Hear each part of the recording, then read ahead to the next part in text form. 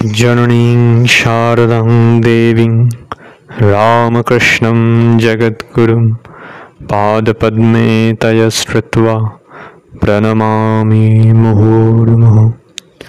ओम। আজকের বিষয় সপ্তশতী স্তব পাঠ। শ্রী শ্রী চণ্ডী এর অপর নাম সপ্তশতী স্তব। নাম দেখে আপাতত বোধ হয় যে চণ্ডীতে 700 শ্লোক আছে, কিন্তু তাহা ঠিক নহে। সমগ্র চণ্ডী গ্রন্থে শ্লোক সংখ্যা 578 মাত্র। তাহাই 700 মন্ত্রে বিভক্ত। ইহাদের প্রত্যেকটি মন্ত্র দ্বারা হোম করিবার বিধি আছে। কাত্যায়নী তন্ত্রে উক্ত সপ্তশত মন্ত্রের বিভাগ প্রদর্শিত হইয়াছে। তন্ত্র আচার্য শ্রীযুক্ত ভাস্কর রায় তার সুবিখ্যাত গুপ্তবতী নামক চণ্ডী টিকায় বলেন, চণ্ডীকে 700 ভাগে বা মন্ত্রে বিভক্ত করিতে হইলে কোন স্থলে একটি শ্লোককে একটি মন্ত্র বলিয়া ধরিতে হয়, কোথাও বা শ্লোক আর্ধ বা শ্লোকের ত্রিপাদ ও পুনরুক্ত বা রাজবাচ, মার্কণ্ডেয় উবাচ প্রভৃতিকেও এক একটি মন্ত্ররূপে স্বীকার করা হইয়া থাকে। যে স্থলে একটি শ্লোকই একটি মন্ত্র তাহাকে শ্লোকাত্মক, অর্ধশ্লোক মন্ত্রকে অর্ধ শ্লোকাত্মক, ত্রিপাদ বিশিষ্ট শ্লোককে ত্রিপাদ মন্ত্র এবং রাজবাচ প্রভৃতি উবাচ অঙ্কিত মন্ত্র বলে। এই ভাস্কর রায় অর্থাৎ যিনি ভাসুরানন্দ নাথ, ইনি দক্ষিণ দেশীয় সুবিখ্যাত তন্ত্রের আচার্য। সপ্তদশ শতাব্দীর শেষভাগে ইনি তাঞ্জোরের নিকট এর আবির্ভাব হয়ে থাকে। গুপ্তবতী টিকাতে ভাস্কর রায় প্রত্যেক অধ্যায়ে কতটি শ্লোকাত্মক মন্ত্র, কতটি অর্ধশ্লোকাত্মক, কতটি উবাচঙ্কৃত ইত্যাদির বিশদ বিবরণ দিয়েছেন। তা থেকে দৃষ্ট হয় চণ্ডীর শ্লোক সংখ্যা সর্বসমেত 578। তন্মধ্যে শ্লোকাত্মক মন্ত্র 537। অবশিষ্ট 41টি শ্লোকের অংশ এবং ঋষির উবাচ প্রভৃতি লইয়া চণ্ডীতে 700 মন্ত্র নিম্নলিখিতভাবে পূরণ করা হয়। এই রকমই যে শ্লোকাত্মক মন্ত্র 537, অর্ধ শ্লোকাত্মক 38, ত্রিপাদ 66, উবাচ অঙ্কিত 57টি এবং পুনরুক্ত 2টি, নিয়ে সর্বমোট 700টি।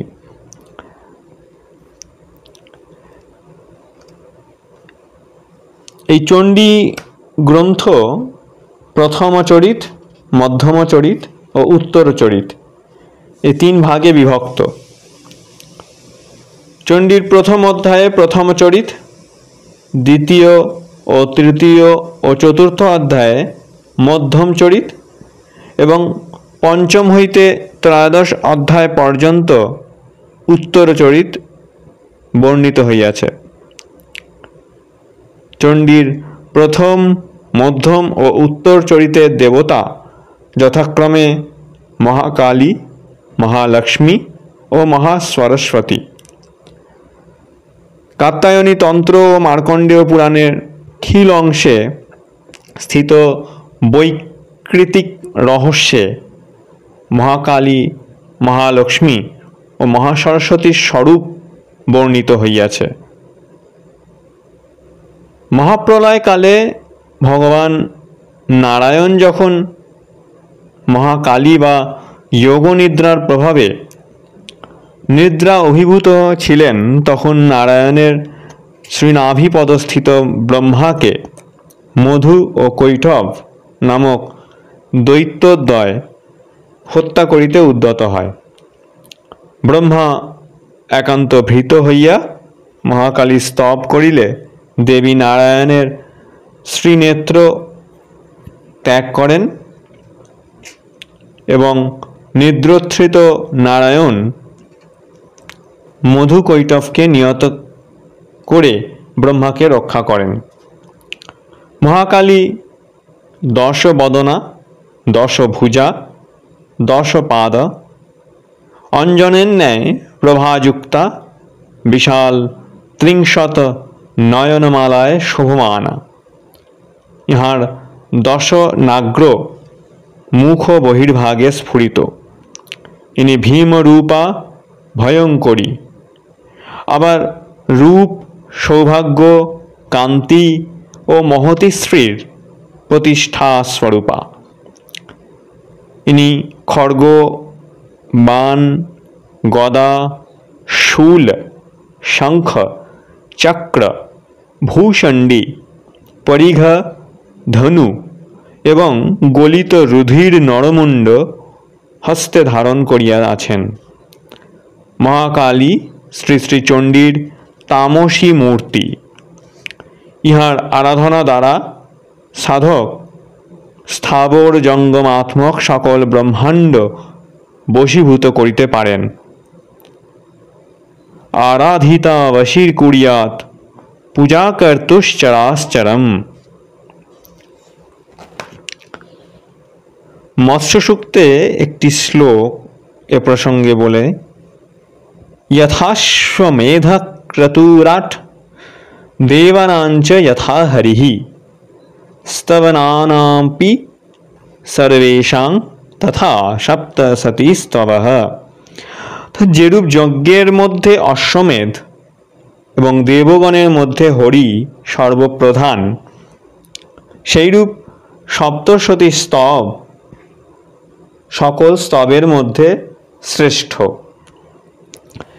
এই কারণেই প্রাচীনকাল থেকেই অদ্যাবধি চণ্ডীর এতাদৃশ সমাদর অবিচ্ছেদে চলিয়া আসিতেছে। চণ্ডীপাঠে আপদ শান্তি হয়, গ্রহ উপদ্রব দূর হয়, মহামারীর উপশম হয়। ইহা সর্ববিধ মঙ্গলের নিদান। এই বিশ্বাস হিন্দু তথা সনাতন ধর্মাবলম্বীদের হৃদয়ে হৃদয়ে প্রতিষ্ঠিত। চণ্ডী একখানি স্বতন্ত্র গ্রন্থ নয়, কিন্তু ইহা মার্কণ্ডেয় শ্রী মহাপুরাণের অংশবিশেষ। মার্কণ্ডেয় শ্রী মহাপুরাণ 81তম হতে 93তমের মধ্যে এই ত্রয়োদশ অধ্যায়ের শ্রী শ্রী চণ্ডীর মাহাত্ম্য বর্ণিত আছে। এই অংশই চণ্ডী নামে জনসাধারণে পরিচিত। এই মার্কণ্ডেয় পুরাণের এই অংশের নাম দেয়া হয়েছে দেবী মাহাত্ম্য, বা এরই নামান্তর পরবর্তীকালে সপ্তশতী চণ্ডী ও বলা হয়ে থাকে।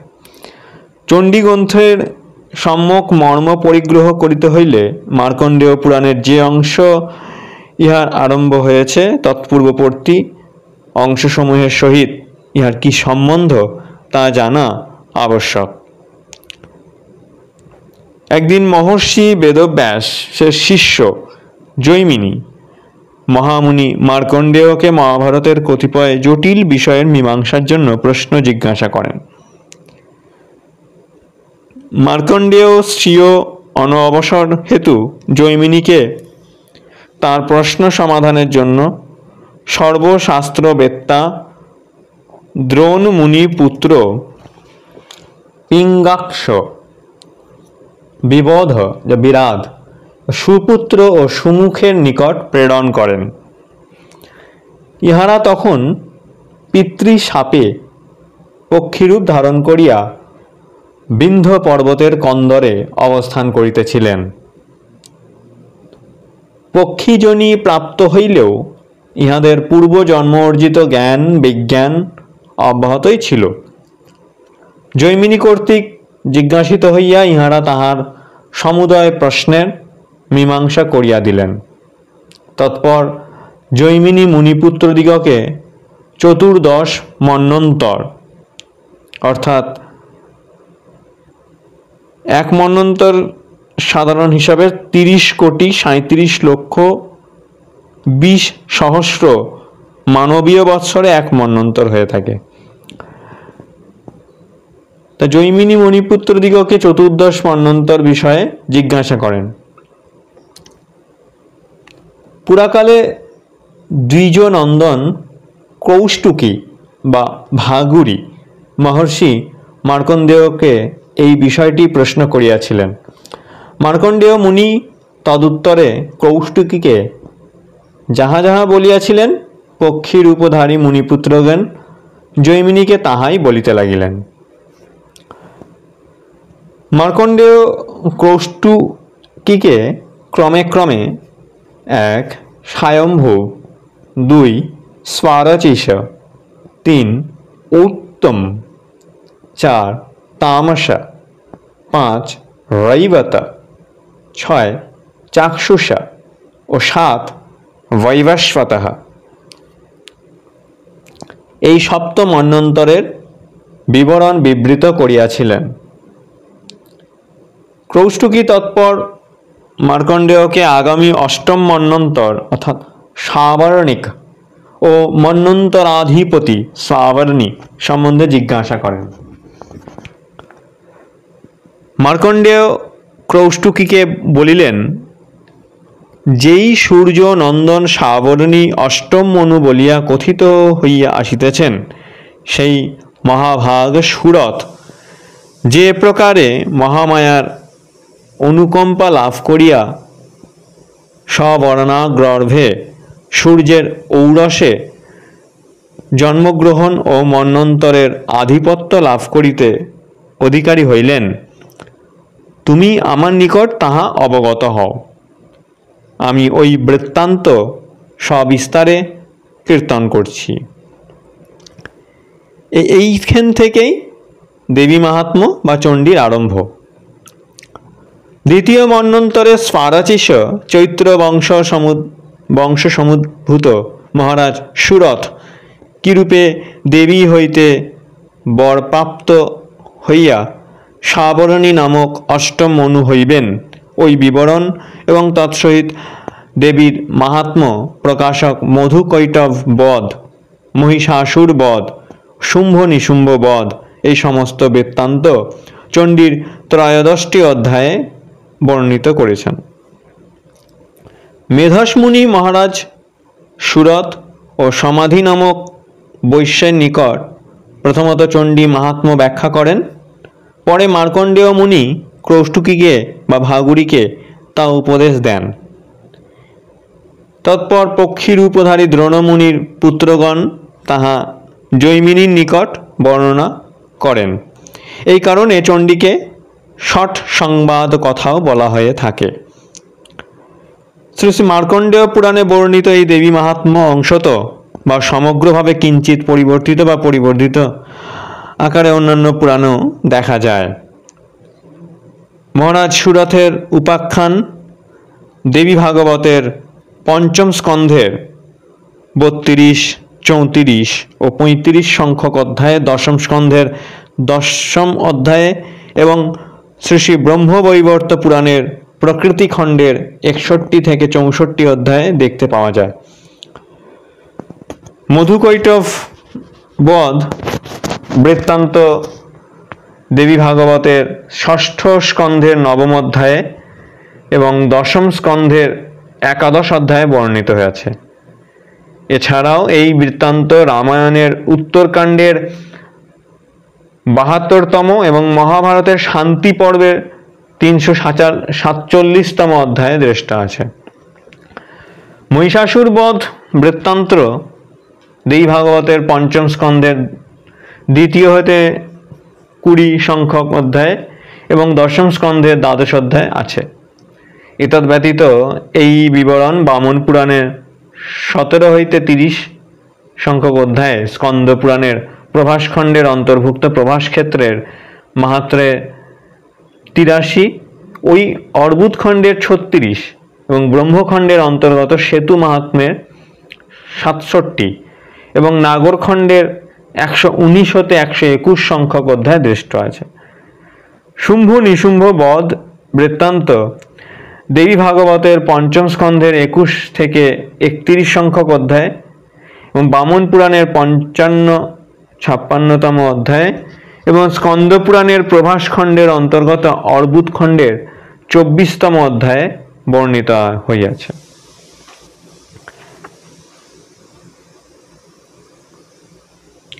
মহিষাসুরকে বধ করবার জন্য সর্বদেবতার শরীরে তেজ হইতে শ্রী শ্রী মহালক্ষ্মীর আবির্ভাব হয়েছিল। বিভিন্ন দেবতার তেজে সমুদ্ভূতা বলিয়া ইহার অঙ্গ প্রত্যঙ্গেও বিভিন্ন বর্ণযুক্ত। শ্রী শ্রী মহালক্ষ্মী শ্রী শ্রী চণ্ডীর রাজসী মূর্তি।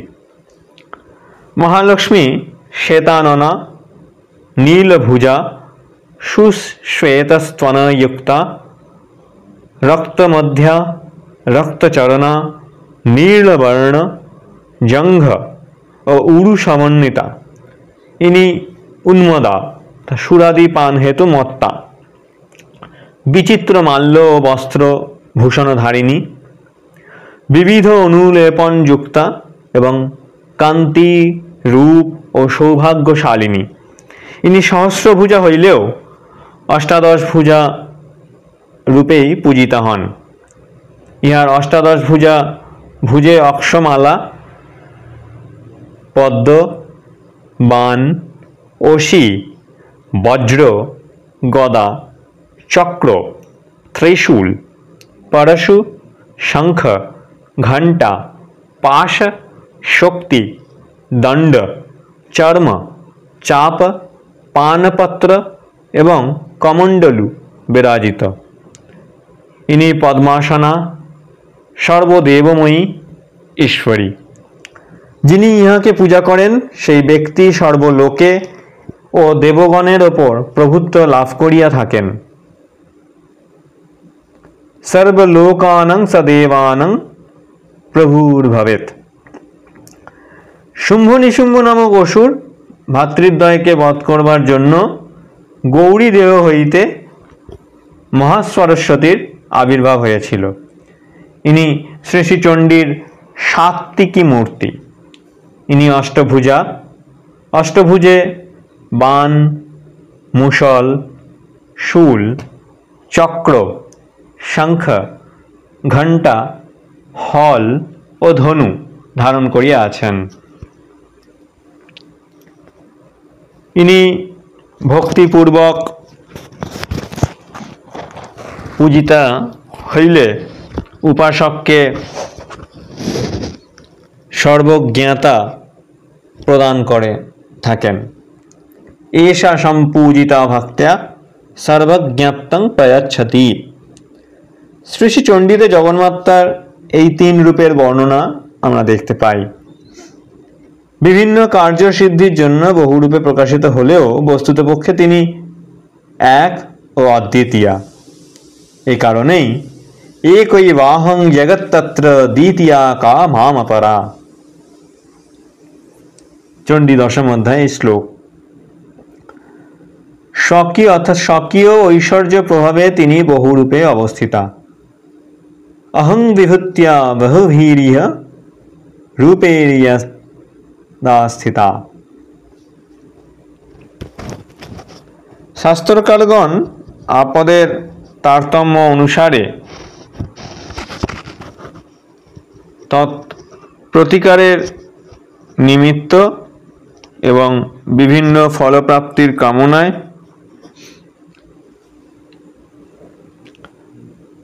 বিভিন্ন সংখ্যক চণ্ডীপাঠের ব্যবস্থা দিয়েছেন।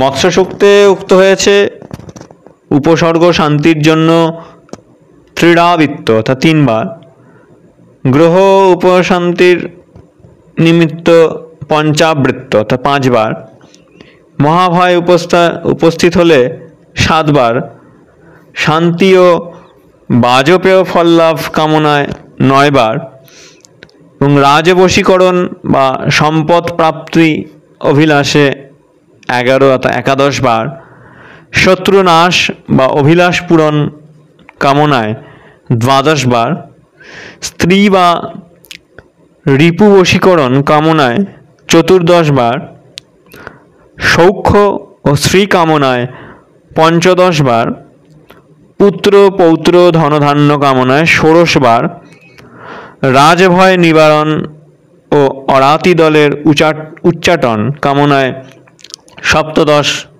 বা 18 বার, বন্ধন মুক্তি কামনায় 25 বার এবং মহাব্রণ বিনাশের জন্য 30 বার চণ্ডীপাঠ শাস্ত্র মতে বিহিত। ভীষণ সংকট, দুশ্চিকিৎসা, ব্যাধি, জাতির ধ্বংস, কুলোচ্ছেদ, আয়ুক্ষয়, শত্রুবৃদ্ধি, ধননাশাদি, উৎপাত ও অতিপাতক হইলে শান্তির জন্য শতাবৃত অর্থাৎ 100 বার চণ্ডীপাঠ করতে হয়। শতাবৃত্ত চণ্ডীপাঠ করিলে সমস্ত অশুভ বিনাশ হয় এবং রাজ্য বৃদ্ধি ও শ্রীবৃদ্ধি হইয়া থাকে। 108 বার চণ্ডীপাঠ করলে মনে যা চিন্তা করা যায় তাই সিদ্ধ হয়, অর্থাৎ বাক সিদ্ধ, মন সিদ্ধ হয়ে থাকে এবং শতাশ্বমেধ যজ্ঞের ফল লাভ হয়। সহস্রাবৃত্ত চণ্ডীপাঠে শ্রী শ্রী লক্ষ্মী স্থিরা হইয়া সর্বদা বিরাজ করেন। ইহজন্মে বহুবিধ সুখবোধ ও চরমে মুক্তিপদ লাভ হইয়া থাকে।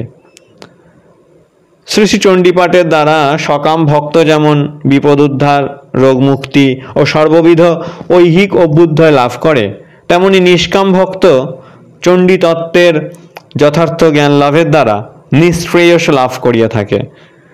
চণ্ডীপাঠে ভক্তি, মুক্তি, অভ্যুদয়, নিঃশ্রেয়স, ভোগ, অপবর্গ উভয়ই লাভ হইয়া থাকে। শ্রী শ্রী চণ্ডীর আরাধনা করিয়া মহারাজ সুরত অস্খলিত সাম্রাজ্য ও বৈশ্য সমাধি ব্রহ্মজ্ঞান প্রাপ্ত হয়েছিলেন। আরাধিতা স্বৈব নৃণাং ভোগ সর্বপবর্গদা, চণ্ডী 13 অধ্যায় এটা বর্ণিত আছে। আরাধিতা হইলে সেই দেবী মানবগণকে ভোগ, স্বর্গ ও মোক্ষ প্রদান করেন। যে তাহার নিকট ঋদ্ধি চায় তিনি তাকে ঋদ্ধি প্রদান করেন, যে তাহার নিকট বিজ্ঞান চায় তিনি তাহাকে বিজ্ঞানই প্রদান করিয়া থাকেন। সা ইয়াচিতা ত চ বিজ্ঞানং তুষ্টাং ঋদ্ধিং প্রয়াচ্ছতি। এই পরম সস্তয়ন দেই মাহাত্ম নিত্য পাঠ ও শ্রবণের দ্বারা এই হতশ্রী দুর্দশাগ্রস্ত দেশের নরনারীর ভিতর আবার মহাশক্তি জাগ্রতা হয়ে উঠুন এবং তার কৃপাকণা লাভ করিয়া সমগ্র পৃথিবী বিশ্ববাসী পুনরায় ধন্য কৃতকৃত্য হোক, এই শ্রী শ্রী চণ্ডী পাঠের প্রচারে আমাদের সবার কামনা দেবীর নিকট। ওম শান্তি শান্তি শান্তি। হরি ওম তৎসৎ। শ্রীরামকৃষ্ণার্পণমস্তু।